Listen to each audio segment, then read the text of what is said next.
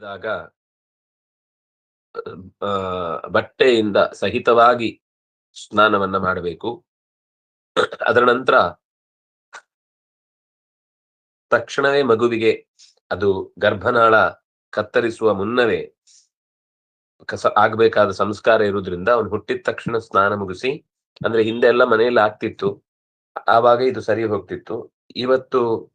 ಇವತ್ತಿನ ವಾತಾವರಣ ಬೇರೆ ತರ ಇದೆ. ಆದ್ರಿಂದ ಅವರು ಸಮಯ ಬಂದು ಹೇಳಿದಾಗ ಅದನ್ನ ನೆನ್ಪಿಟ್ಕೊಂಡು ಮುಂದೆ ಜಾತಕರ್ಮಾದಿಗಳನ್ನು ಮಾಡ್ತಾರೆ. ಆದ್ರೆ ವಸ್ತುತಃ ಆ ಸ್ನಾನ ಮಾಡಿದ ತಕ್ಷಣನೇ ಆ ಹೊಕ್ಕಳ ಬಳ್ಳಿಯನ್ನ ವ್ಯವಸ್ಥಿತವಾಗಿ, ಹಿಂದೆ ಅದಕ್ಕೋಸ್ಕರನೇ ವಿಧಿಗಳಿರ್ತಿತ್ತು, ಸೂಲಗಿತ್ತಿಯರು ಅಂತ ಇರ್ತಿದ್ರು. ಅದು ಕೆಲವೊಂದ್ಸರ್ತಿ ಆ ಸೂಲಗಿತ್ತಿಯರು ಸಿಗದೆ ತೊಂದರೆ ಆಗ್ತಿತ್ತು ಬಿಟ್ರೆ, ಅಂದ್ರೆ ಒಂದು ವ್ಯವಸ್ಥಿತವಾಗಿ ಊರಿಂದ ಊರಿಗೆ ಬರುದು ಇತ್ಯಾದಿಗಳಿಂದಾಗಿ ತೊಂದರೆ ಆಗ್ತಾ ಇತ್ತು ಬಿಟ್ರೆ, ಅವರು ಇದ್ದು ಬಂದ್ ಮಾಡಿದ್ದ ಎಷ್ಟೋ ಘಟನೆಗಳು ಅದರಿಂದ ಏನು ಹೆರುವುದೇ ತಪ್ಪು ಮನೆಯಲ್ಲಿ ಅನ್ನುವಂಥದ್ದು ಪರಿಸ್ಥಿತಿ ಇರಲಿಲ್ಲ. ಅಷ್ಟು ಚೆನ್ನಾಗಿ ಅದಕ್ಕೆ ಬೇಕಾದ ನೋಡಿಕೊಳ್ಳುವ ವ್ಯವಸ್ಥೆ ಇರ್ತಿತ್ತು. ಮತ್ತೆ ಸಾಮಾನ್ಯ ಎಲ್ರಿಗೂ ಅದು ಗೊತ್ತಿರ್ತಿತ್ತು. ಅಂತ ಗೊತ್ತಿಲ್ಲದೆ ಇರುವ ವಾತಾವರಣದಲ್ಲಿದ್ದಾಗ ಮಾತ್ರ ಎಷ್ಟೋ ಸರ್ತಿ ಈ ವ್ಯವಸ್ಥೆ ಅನ್ನೋದು ಅವರಿಗೆ ತೊಡಕಾಗ್ತಿತ್ತು. ಆದ್ರೆ ಈ ಕ್ರಮದಲ್ಲಿ ಏನಾಗ್ತಿತ್ತು ಅಂತಂದ್ರೆ, ಜಾತಕರ್ಮವನ್ನ ಹೊಕ್ಕಳ ಬಳ್ಳಿಯನ್ನ ಕತ್ತರಿಸುವ ಸಮಯದಲ್ಲೇ ಕುರಿಯಾತ್ ಮಾಡ್ತಿದ್ರು. ಅಭ್ಯುದಯೇ ಆಭ್ಯುದಯಿಕ ಶ್ರಾದ್ದ ಅಂತ. ಶ್ರಾದ್ದ ಅಂದ್ರೆ ಮತ್ತೆ ಪಿಂಡ ಪ್ರದಾನ ಎಲ್ಲ ಅಲ್ಲ, ಪೂರ್ವ ಪಿತೃಗಳನ್ನ ಸ್ಮರಣೆ ಮಾಡಿಕೊಂಡು ತರ್ಪಣ ಕೊಡುವಂತದ್ದು ಒಂದು ಶ್ರಾದ್ದ ಕರ್ಮ ಇದೆ. ಅದನ್ನು ಕೂಡ ಮಾಡಬೇಕು.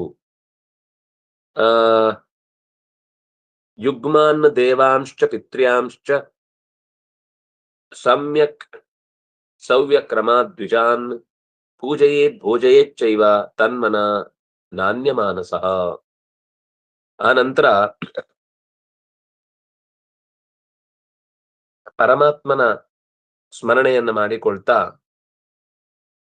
ಬೇರೆ ಯಾವುದನ್ನು ಚಿಂತಿಸದೆ ದೇವತೆಗಳು ಮತ್ತು ಪಿತೃಗಣಗಳನ್ನ ಕ್ರಮವಾಗಿ ಯಜ್ಞೋಪವೀತವನ್ನ ಎಡಕ್ಕೂ ಬಲಕ್ಕೂ ಮಾಡಿಕೊಳ್ತಾ, ಅಂದ್ರೆ ಪಿತೃಗಳನ್ನ ಆರಾಧನೆ ಮಾಡುವಾಗ ಎಡಕ್ಕೆ ಮೊದಲು ದೇವತೆಗಳನ್ನ ಮಾಡುದು, ಬಲಕ್ಕೆ ಮಾಡಿಕೊಂಡು ಆಮೇಲೆ ಎಡಕ್ಕೆ ಮಾಡಿಕೊಂಡು ಪಿತೃಗಳನ್ನ ಆರಾಧನೆ ಮಾಡುವಂತದ್ದು. ಇಬ್ಬರು ಋತ್ವಿಜರಲ್ಲಿ ಅವರನ್ನ, ಅಂದ್ರೆ ಇದು ಜಾತಕರ್ಮ ಎಲ್ಲ ಮುಗಿದು ಕ್ಲೀನ್ ಆದ್ಮೇಲೆ, ಇದನ್ನ ಅಲ್ಲಿ ಕೂಡ್ಲೆ ಮಾಡುದು ಅಂತ ಅರ್ಥ ಅಲ್ಲ, ಅಲ್ಲೇ ನಿಂತ್ಕೊಂಡು ಮಾಡುದು ಅಂತ ಅರ್ಥ ಅಲ್ಲ.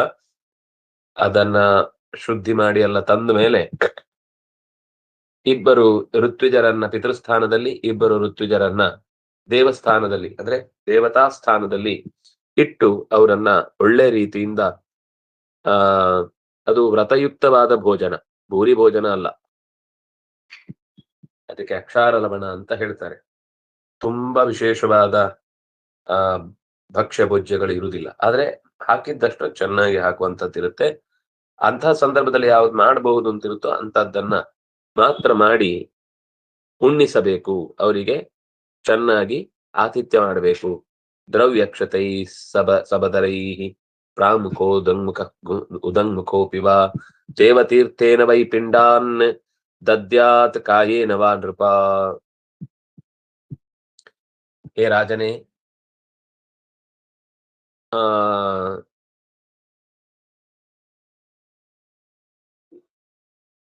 ಪೂರ್ವ ಅಥವಾ ಉತ್ತರಕ್ಕೆ ಮುಖ ಮಾಡಿಕೊಂಡು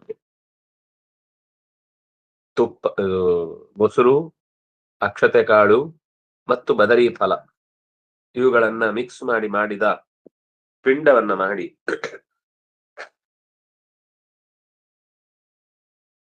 ಮಾಡಿ ಆ ಪಿಂಡವನ್ನು ದೇವತೀರ್ಥ ಅಂದ್ರೆ ಬೆರಳ ತುದಿ, ಇದು ದೇವತೀರ್ಥ, ಇದು ಪಿತೃತೀರ್ಥ.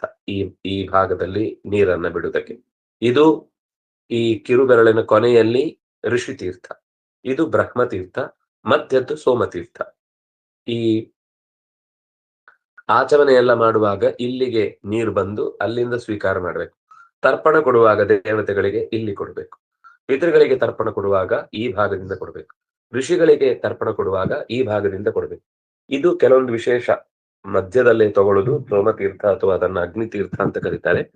ಅದು ಕೆಲವು ವಿಶೇಷ ಕರ್ಮಾಂಗಗಳಲ್ಲಿ ಮಾತ್ರ ಬಳಸುವಂಥದ್ದು. ಮದ್ಯಕ್ಕೆ ತೀರ್ಥ ಹಾಕಿರ್ತ ಕಣು ಅಂತ ಸೌಂಡ್ ಮಾಡ್ತಾ ಎಳೆಯುವುದು, ಕುಡಿಯುವುದು ಇತ್ಯಾದಿಗಳನ್ನ ಮಾಡಬಾರದು. ಆ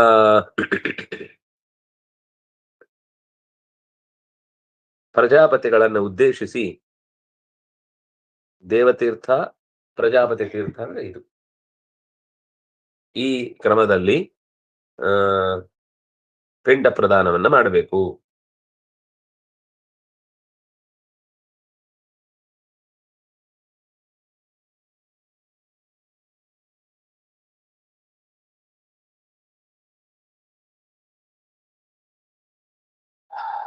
ಪ್ರಜಾಪತಿ ತೀರ್ಥ ಅಂದ್ರೆ ಋಷಿಗಳನ್ನ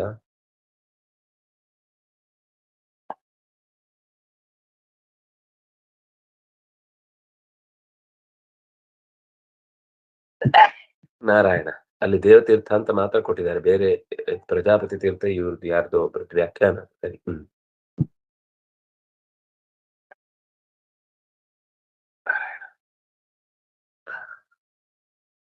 ನಾಂದಿ ಮುಖ ಪಿತೃಗಣಃ ತೇನ ಶ್ರಾದ್ದೇನ ಪಾರ್ಥಿವ ಪ್ರಿಯತೆ ತತ್ವ ಕರ್ತವ್ಯಂ ಪುರುಷೈ ಸರ್ವ ವೃದ್ಧಿಷು. ವೃದ್ಧಿ ಅಂದ್ರೆ ಹುಟ್ಟುವುದು.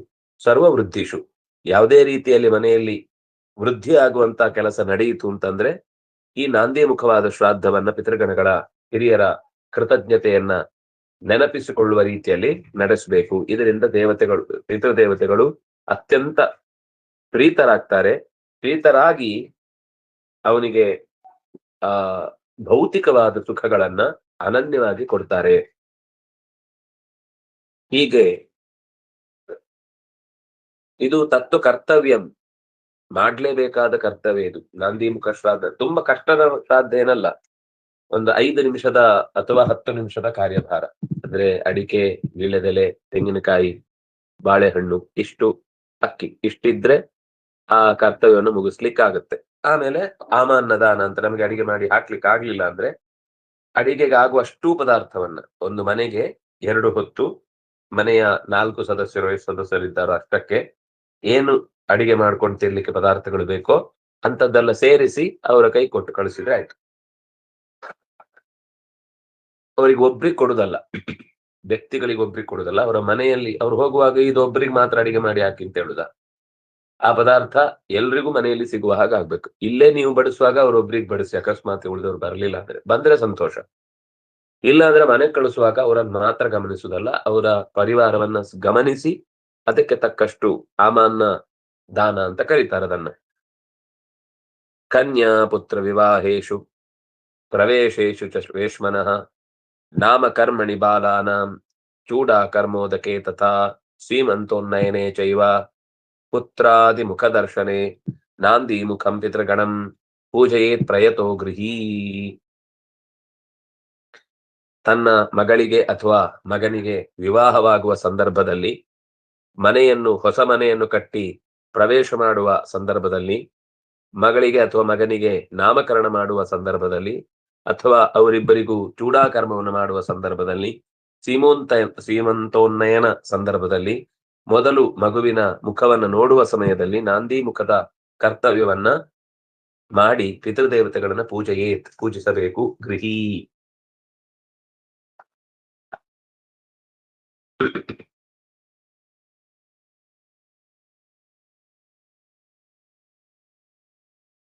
ಪಿತೃಪೂಜಾ ಕ್ರಮ ಪ್ರೋಕ್ತ ವೃದ್ಧಾವೇವ ಸನಾತನ ಶ್ರೂಯತಾಂ ಅವನೀಪಾಲ ಪ್ರೇತ ಕರ್ಮ ಕ್ರಿಯಾವಿಧಿ. ಈಗ ನಾನು ವೃದ್ಧಿಗೆ ಸಂಬಂಧಪಟ್ಟ ಪಿತೃಪೂಜೆಗಳ ಬಗ್ಗೆ ಹೇಳಿದೆ. ಪ್ರೇತ ಕರ್ಮ, ಶರೀರವನ್ನ ತೊರೆದ ಸಂದರ್ಭದಲ್ಲಿ ಮಾಡಬೇಕಾದ ಪಿತೃಪೂಜೆಯ ಕ್ರಮ ಏನು ಅದನ್ನ ಹೇಳ್ತೇನೆ. ಪ್ರೇತ ದೇಹಂ ಶುಭೈ ಸ್ನಾನೈ ಸ್ನಾಪಿತಂ ಸೃಗ್ವಿಭೂಷಿತಂ ದಗ್ಧ್ವಾ ಗ್ರಾಮಾದ್ ಬಹಿಸ್ನಾತ್ವಾ ಸಚೈಲ ಸಲಿಲಾಶಯೇ. ಶರೀರವನ್ನ ತೊರೆದ, ಜೀವವನ್ನ ತೊರೆದ ದೇಹವನ್ನ ಚೆನ್ನಾಗಿ ಸ್ನಾನ ಮಾಡಿಸಿ ಅದಕ್ಕೆ ಈ ಅಲಂಕಾರವನ್ನ ಮಾಡಿ ಒಳ್ಳೆ ಹಾರ ವಿಭೂಷಣಗಳನ್ನೆಲ್ಲ ಹಾಕಿ ಕ್ರಮವಾಗಿ ದೇವರು ಕೊಟ್ಟ ಶರೀರವನ್ನ ವಾಪಸ್ ದೇವರಿಗೆ ಕೊಡ್ತಾ ಇದ್ದೇನೆ ಅನ್ನುವ ಅಭಿಪ್ರಾಯದಲ್ಲಿ ಬೆಂಕಿಯಲ್ಲಿ ಅದೊಂದು ಹೋಮ, ಅದು ಕೆಟ್ಟ ಕೆಲಸ ಅಲ್ಲ. ನಮ್ಗೆ ಈ ವಿಷಯದಲ್ಲಿ ತುಂಬಾ ತಪ್ಪು ಕಲ್ಪನೆಗಳಿವೆ. ಅಂದ್ರೆ ಅದನ್ನ ತಿಳಿಯದೆ ಕೇವಲ ಧನ ಸಂಪಾದನೆಗಾಗಿ ಮಾಡಿದಾಗ ಅದು ಅವನನ್ನ ನುಂಗತ್ತೆ ಅಥವಾ ಅವನ ಜೀವನದಲ್ಲಿ ಒಂದು ಪ್ರೇತ ಕಳೆಯನ್ನು ತರುತ್ತೆ. ಆದ್ರೆ ಆ ಕೆಲಸ ಅತ್ಯಂತ ಶ್ರದ್ಧೆಯಿಂದ ಮಾಡಿದ್ರೆ ತುಂಬಾ ದೊಡ್ಡ ಪುಣ್ಯವನ್ನ ಕೊಡುವಂತದ್ದು. ಒಂದು ಶರೀರಕ್ಕೆ ಸಂಸ್ಕಾರ ಮಾಡುವುದು ಅನ್ನೋದು ಜೀವನದಲ್ಲಿ ಸಿಗುವ ದೊಡ್ಡ ಭಾಗ್ಯ ಅಂತ. ಯಾಕಂದ್ರೆ ದೇವರು ಕೊಟ್ಟದ್ದನ್ನ ವಾಪಸ್ಸು ದೇವರಿಗೆ ಕೊಡುವಂತಹ ಅಪರೂಪ ಕ್ಷಣ. ಇದರಲ್ಲಿ ಕೆಲವೆಲ್ಲ ಪ್ರಶ್ನೆಗಳು ಬರ್ತವೆ. ಕೆಲವರು ಏನು ಅಂದ್ರೆ, ದೇವರು ಕೊಟ್ಟದ್ದನ್ನು ವಾಪಸ್ ಕೊಡುವಾಗ ನೀವು ಅಂಗದಾನ ಎಲ್ಲ ಮಾಡುದು ತಪ್ಪಲ್ವಾ, ಹಾಗೆ ಹೀಗೆ ಅಂತ. ಹ್ಮ್ ಹಾಗೆ ಮಾತು ಕಾಣಿಸುತ್ತೆ. ಯಾಕೆ ಅಂಥದ್ದನ್ನ ಬೇಡ ಅಂತ ಹೇಳ್ತಾರೆ ಅಂದ್ರೆ, ಅವರ ಪ್ರಕಾರ ಯಾರಿಗ್ ಹೋಗುತ್ತೆ ಅಂತ ಗೊತ್ತಿಲ್ಲ ಅನ್ನುವ ದೃಷ್ಟಿಯಿಂದ. ಅವರ ಉದ್ದೇಶ ಇದು ಗೊತ್ತಿಲ್ಲ ಅವರಿಗೆ. ಇದು ಅವ್ರು ಹೇಳುದು ಅವರ ಕಾಲದಲ್ಲಿ ಈಗ ಅಂಗದಾನ ಮಾಡುದು ಅನ್ನೋ ಕ್ರಮ ರೆಗ್ಯುಲರ್ ಆಗಿಲ್ಲ, ವಿಶೇಷ ಘಟನೆಗಳಲ್ಲಿದೆ. ಈಗ ದಧೀಚಿ ಮಹರ್ಷಿ ತನ್ನ ದೇಹವನ್ನು ಕೊಟ್ಟ ಪ್ರಕರಣ ಇದೆ. ಶಿಬಿ ಚಕ್ರವರ್ತಿ ತನ್ನ ದೇಹವನ್ನು ಕೊಟ್ಟ ಪ್ರಕರಣ ಇದೆ. ಇನ್ನು ಇಂಥದ್ದೊಂದು ಸುಮಾರು 7-8 ಪ್ರಕರಣಗಳು ನನಗೆ ಕಾಣಿಸ್ತವೆ. ಇದೆಲ್ಲ ನಿತ್ಯದ ವ್ಯವಸ್ಥೆಯಲ್ಲಿ ಇರುವುದಲ್ಲ. ಆದ್ರಿಂದಾಗಿ ದೇವರು ಕೊಟ್ಟದನ್ನು ವಾಪಸ್ ಕೊಡ್ಬೇಕು ಅನ್ನುವ ಅಭಿಮಾನದಿಂದ ಆ ಮಾತನ್ನು ಹೇಳ್ತಾರೆ. ಆದ್ರೆ ಆ ದೇಹದಾನವನ್ನ ಮಾಡುವುದ್ರಿಂದ ಯಾವುದೋ ಒಂದು ಜೀವಕ್ಕೆ ಮತ್ತೆ ಕಣ್ಣು ಬರುತ್ತೆ ಅಥವಾ ಉಳಿದ ಯಾವುದೋ ದೇಹದ ಇಂದ್ರಿಯ ಸಿಕ್ಕು ಆರೋಗ್ಯಯುತವಾಗ್ತಾನೆ ಅಂತಂದ್ರೆ, ಅದು ಮತ್ತೆ ಆದ್ರೂ ಅವರ ಶರೀರ ಸುಡುವಾಗ ವಾಪಸ್ ಅದನ್ನ ಬೆಂಕಿಗೆ ಹಾಕಿ ಹಾಕ್ತಾರೆ. ಅದೇನು ಶಾಶ್ವತವಾಗಿ 1000 ವರ್ಷಗಳ ಕಾಲ ಏನು ಬದುಕುದಿಲ್ಲ.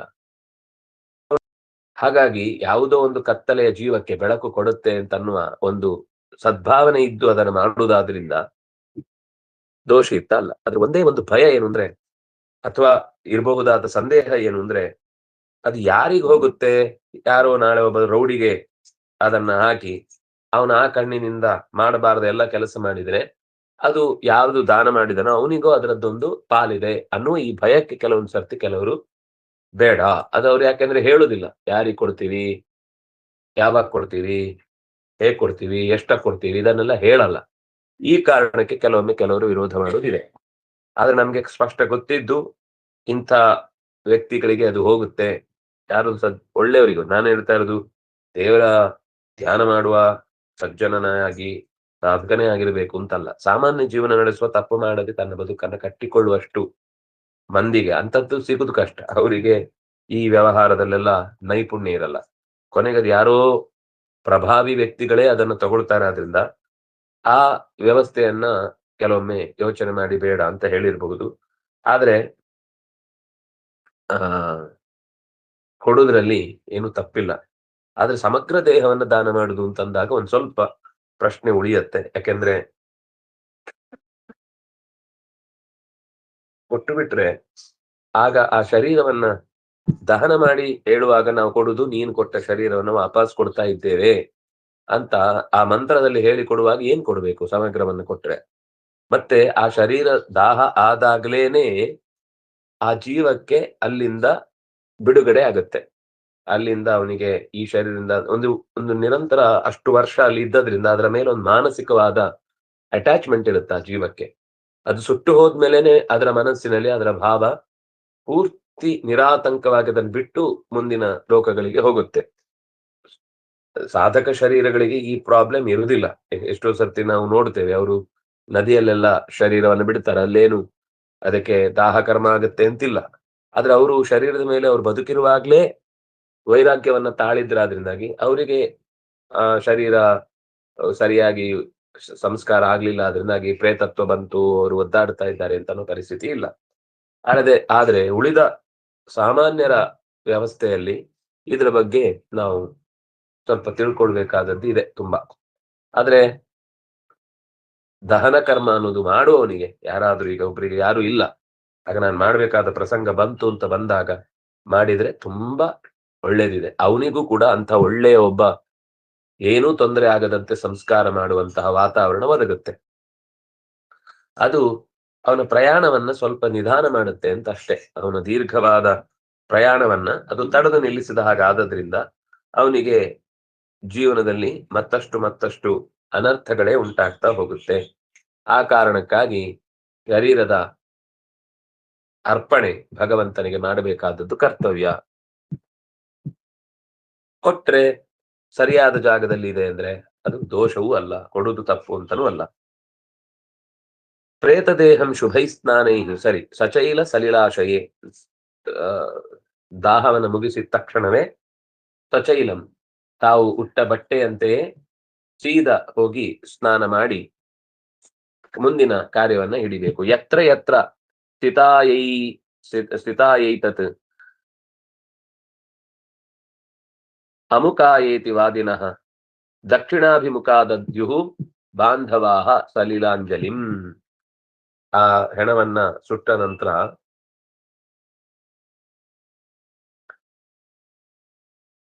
ಎಲ್ಲಿ ಜಲಾಶಯ ಸಮೀಪ ಇದೆಯೋ ಆ ಜಾಗದಲ್ಲಿ ಮಾಡಿದ್ರೆ ತುಂಬಾ ಒಳ್ಳೇದು. ಕೂಡ್ಲೆ ಹೋಗಿ ಸ್ನಾನ ಮಾಡುವುದು. ಎಲ್ಲೋ ಸುಡುದು ಆಮೇಲೆ ಎಷ್ಟೋ ದೂರ ಪ್ರಯಾಣ ಮಾಡಿ ಇಲ್ಲಿ ಬರುದು, ಅದೆಲ್ಲ ಒಂಥರ ಕಿರಿಕಿರಿ. ಯಾಕಂದ್ರೆ ಆ ಕೆಲಸ ತುಂಬಾ ಹಿಂಸೆ, ಆಗ ಮನಸ್ಸು ಸಮಾಧಾನದಲ್ಲಿ ಇರುವುದಿಲ್ಲ, ತುಂಬಾ ಕಷ್ಟ ಆಗುತ್ತೆ. ಆದ್ರಿಂದಾಗಿ ಯತ್ರ ತತ್ರ ಸ್ಥಿತಾಯ ಏತದುದಕಾಯ ಇತಿ ವಾದಿನಃ, ಇದೊಂದು ಸಾಲಿದೆ, ಮಂತ್ರದ ಸಾಲು.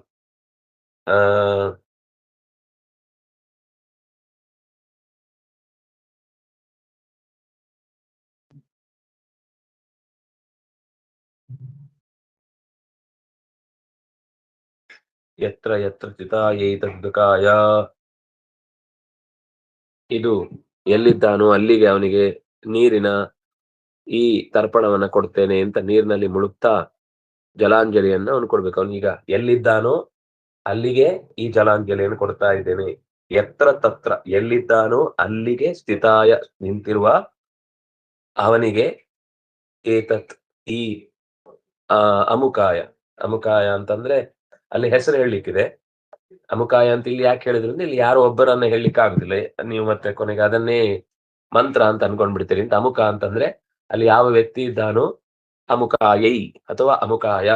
ಯಾವ ಸ್ತ್ರೀ ಆದ್ರೆ ಅದನ್ನು ಸ್ತ್ರೀಲಿಂಗದಲ್ಲಿ ಹೇಳಬೇಕು, ಪುಲ್ಲಿಂಗ ಆದ್ರೆ ಅದನ್ನು ಪುಲ್ಲಿಂಗದಲ್ಲಿ ಹೇಳಬೇಕು.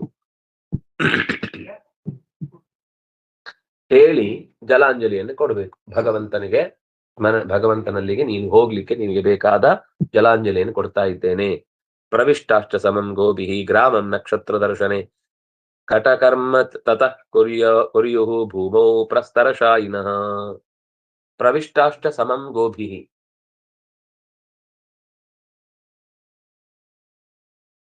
ಗ್ರಾಮಂ ನಕ್ಷತ್ರ ದರ್ಶನೆ, ಗೋಧೂಲಿಯ ಸಮಯದಲ್ಲಿ ನಕ್ಷತ್ರಗಳು ಕಾಣುವ ಹೊತ್ತಿಗೆ ಗ್ರಾಮವನ್ನ ಪ್ರವೇಶ ಮಾಡಬೇಕು. ಅಲ್ಲಿ ತನಕ ಊರೊಳಗೆ ಪ್ರವೇಶ ಮಾಡುವ ಹಾಗಿಲ್ಲ, ಅಂದ್ರೆ ಅದಷ್ಟೊತ್ತಾಗುತ್ತೆ ಆ ಕರ್ಮಗಳೆಲ್ಲ ಮುಗಿಯುವಾಗ. ಆಮೇಲೆ ಕಟಕರ್ಮ, ಅದಕ್ಕೆ ಅಶೌಚ ಕರ್ಮ ಅಂತ ಕರೀತಾರೆ.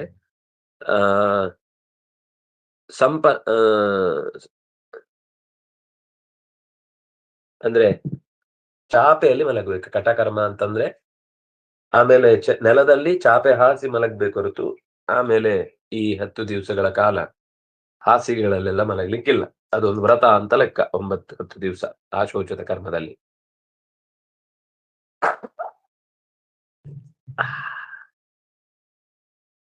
ಪ್ರಸ್ತರಶಾಯಿನ, ನೆಲದಲ್ಲಿ ಮಲಗುವಂಥದ್ದು.